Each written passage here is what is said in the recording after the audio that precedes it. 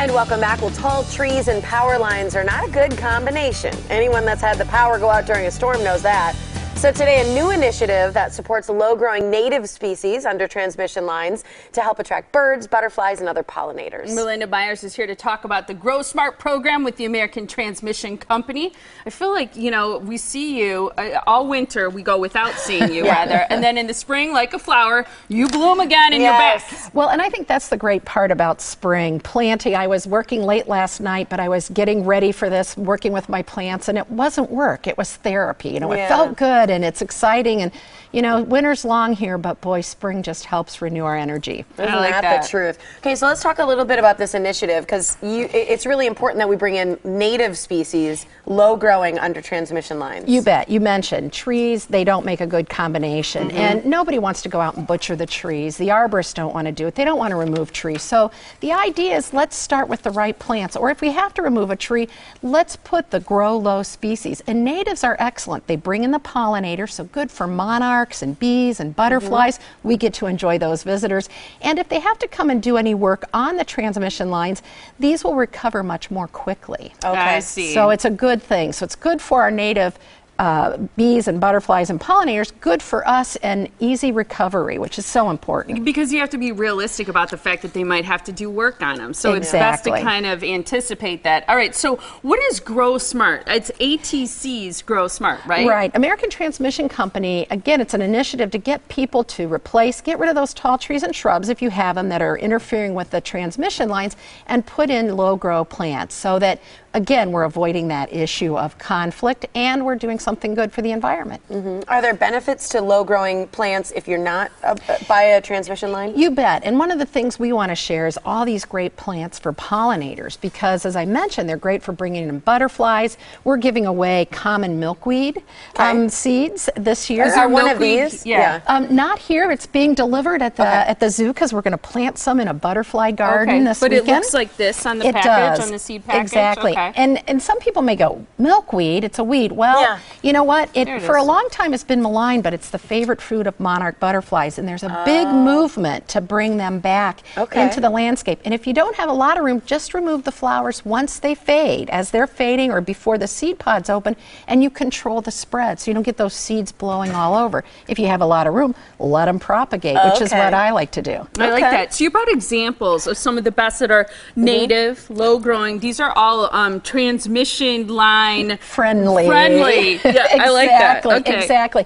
Now, I also snuck in a few annuals, because there are people, I knew Tiffany would go right for what smells so good. So good. I know. I asked you immediately, what smells so good? You're like, these guys. What are they? This is not a native. It's an annual called alyssum, but pollinators love it. Butterflies love it. The beneficial insects will be attracted, and it's going to give us that instant color. Because when you put perennials, whether they're native or domestic plants, as my native gardening friends call them, it's going to take a year before they come into bloom. So we want to pop a little color. But behind that purple is ageratum, is another annual, but the one behind it with the that's prairie smoke. That's a low-growing native. It's a spring bloomer, and what happens after the flowers, you get these long seed pods, and they look like smoke, and it's a spring bloomer. Mine in my garden is in flower right now, and then those seed heads will add beauty. Is that in flower or not yet? It is. That's the bloom. It's going to open a little bit more, just a little bit more, but the seed pods are really amazing.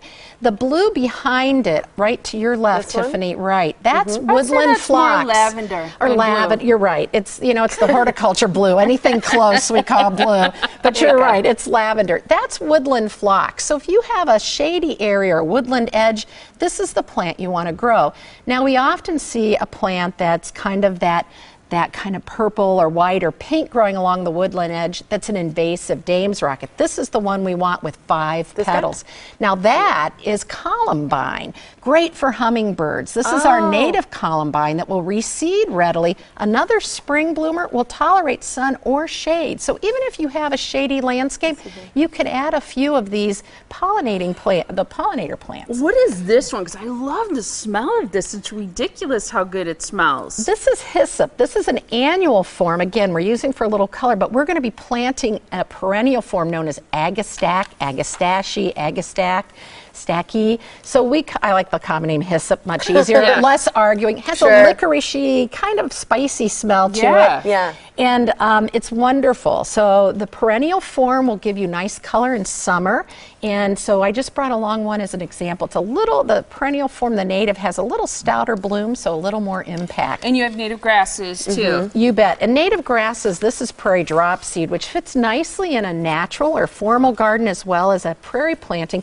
Nice texture. These root deeply, so they recover well from work and construction. We're out of time, but you've got this party for the planet as well going on. You bet. So join me this weekend. We'll be on hand. I'll be planting gardens, so the kids are welcome to join me, and even kids that are a little older can help me plant some of our pollinators. And we're planting at the zoo next to the bee house, and so we're planting native plants that'll help feed the pollinators, bring them into the garden, and I can use a few extra hands because it's a beautiful big butterfly-shaped garden. Good. That's Saturday and Sunday at the Milwaukee County Zoo. The website to learn more is atc-growsmart.com to learn more about Party for the Planet as well going on at the zoo. And you were nice enough to bring a giveaway. You bet. We've got a nice basket, and so we've got all these goodies that we'll be glad to share. Caller number 10 is going to win the basket of garden goodies. Call us right now at 414-799-4444. All Melinda's favorites right here.